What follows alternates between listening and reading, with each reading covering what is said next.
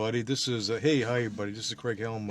I'm a realtor here in Central Florida with Your Home Sold Guaranteed Realty, where our name is our promise. And what I'm going to talk to today in this short video is the 27 quick and easy fix-ups to sell your home fast and for top dollar.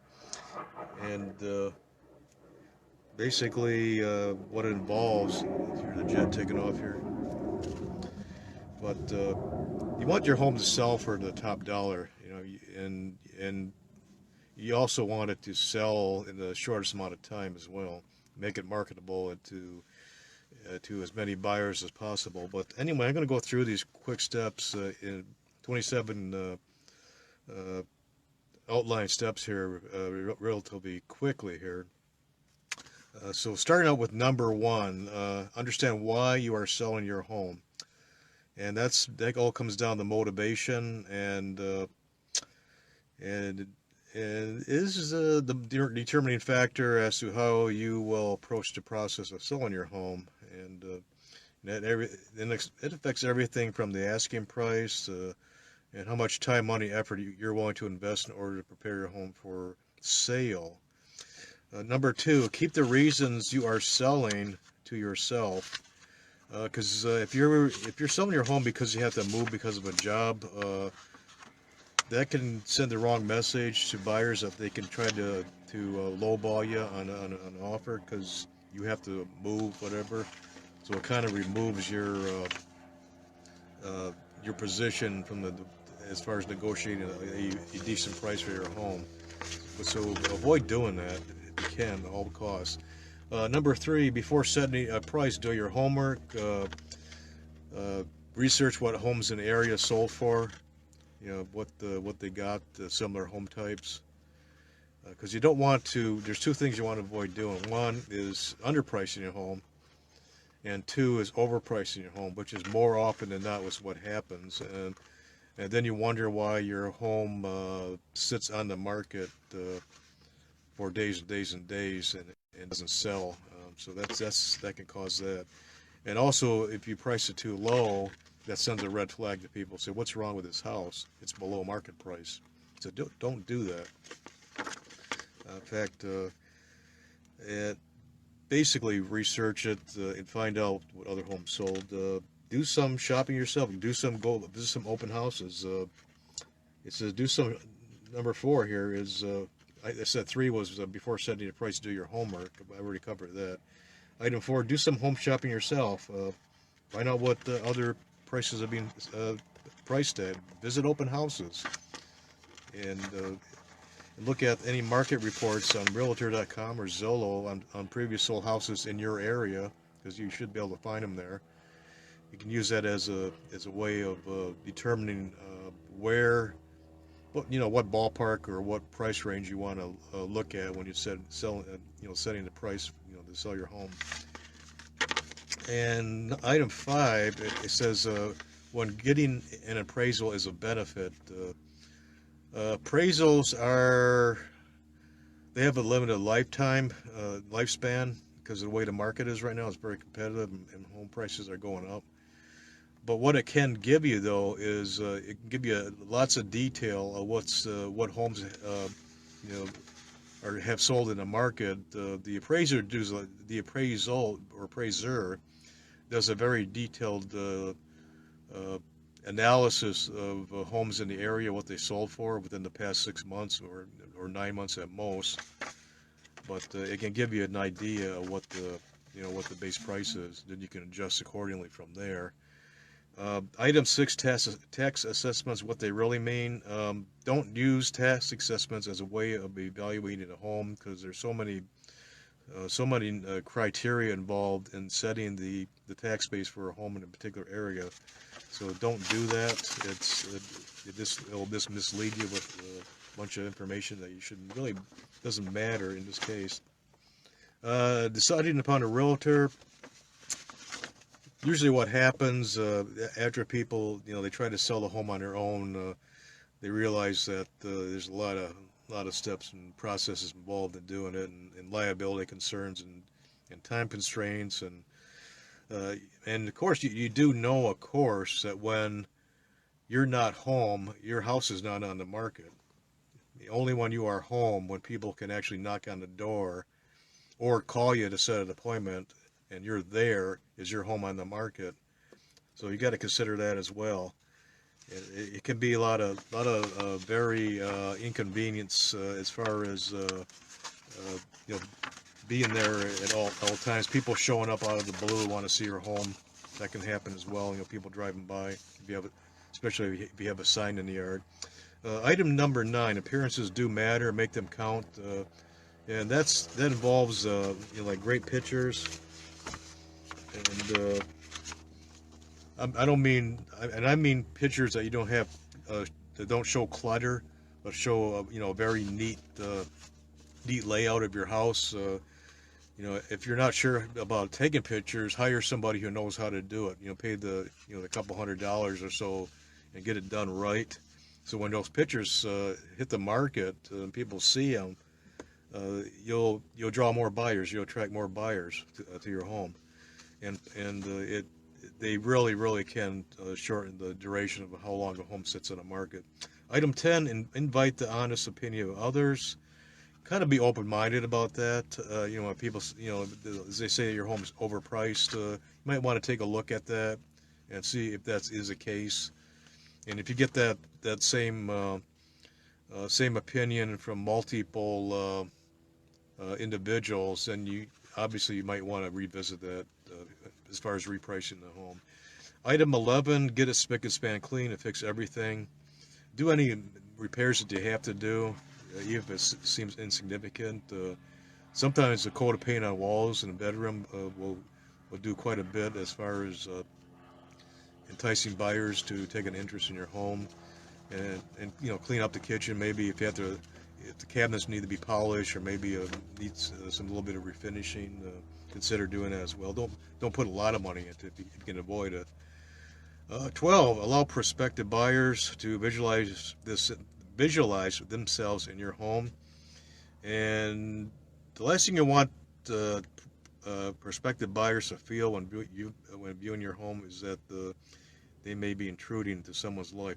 And again, avoid clutter, knickknacks, and decorate with neutral colors like white or beige, and place a few carefully chosen items to add warmth and character. You can do some enhancements like maybe a well-placed vase or potpourri of home decor, out of home decor magazines. So that usually works out pretty good. Deal killer odors must go. And one of the things that people take notice of is you have anything to do with like odd smells, like traces of food, pets, smoking odors especially can kill deals quickly. If prospective buyers know you have a dog or that you smoke, they'll start being aware of odors and seeing stains that may not even exist. Don't leave any clues. Very important there. Item 14: be a smart seller. Disclose everything. Be proactive in disclosing all known defects to the buyer in writing. This can reduce liability and prevent lawsuits later on. And again, just because you're selling a home on your own, it doesn't mean if a realtor was selling your home, they also have to be aware of those liabilities, and so do you as well. 15: it's better with more prospects. When you maximize your home's marketability, you'll most likely attract more than one prospective buyer. It's much better to have several buyers because they will compete with each other. A single buyer will end up competing with you, and this is very true with the current market, because we're in the seller's market, so you're going to get a lot of buyers out there looking at homes, and if your home is being marketed correctly, you're going to get multiple offers, and in a lot of cases they'll drive up the price of your original list price, and which is good. 17: learn why your buyer is motivated. The better you know your buyers, the better you can use the negotiation process to your advantage. And usually, as a rule, buyers are looking to purchase the best affordable property for the least amount of money, which is always the case from the buyer's perspective. Knowing what motivates them enables you to negotiate more effectively. And for example, does your buyer need to move quickly? Armed with this information, you're in a better position to bargain.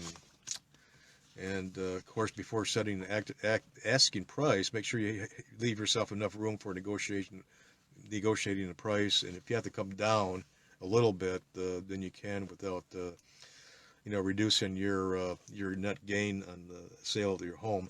9, appearances do matter. Make them count. We covered that a little bit.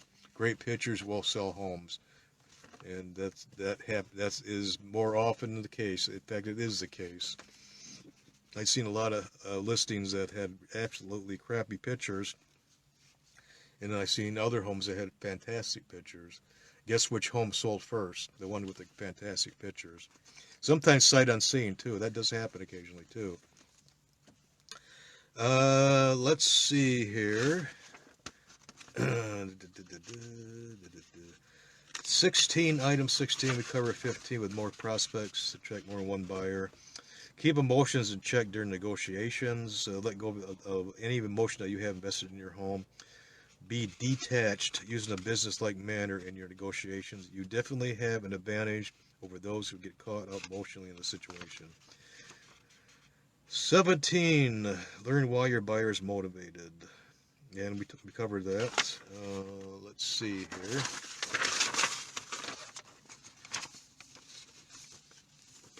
Item 18, what the buyer can really pay. Try to learn the amount of the mortgage the buyers qualify for to carry and how much his or her down payment can be. If their offer is low, ask the realtor about the buyer's ability to pay, about your home, and actually the ability to pay what your home is worth. Item 19, when the buyer would like to close. Quite often when buyers would like to close is when they need to close. Knowledge of their deadlines for completing negotiations, again, creates a negotiating advantage for you. Item 20, never sign a deal on your next home until you sell your current home. Be aware of closing on your new home while you are still making mortgage payments on the old one, or you might end up becoming a seller who is eager, even desperate for the first deal that comes along. Now, I have a solution for that. The broker that I am part of has partnered with a lender named Knock LLC. They have a program called Home Swap where you can get approved for a home, buy that home, close on that home, move to that home, and then have 6 months to sell your other residence. So you're not, number one, you're not stuck with 2 homes, nor are you stuck paying on 2 mortgages. And if your home doesn't sell, the lender will pay you up to 85% of the marketing value, or you can elect to lease out your home for a cash flow income. So it takes all the burden, the stress off of being stuck in that catch-22 situation where some people have found themselves in. It's not a good place to be. Number 21, moving out before you can sell can put you at a disadvantage. I talked about that. It's a home swamp. Because I have a program for that. I can send you details on that if you'd like. 22, deadlines create a serious disadvantage. Don't try to sell by a certain date. Because you never know what can come up in real estate. Anything can happen. This adds unnecessary pressure and is a serious disadvantage in negotiations. So it puts you at a disadvantage if you're trying to sell your home. Give 23, a low offer.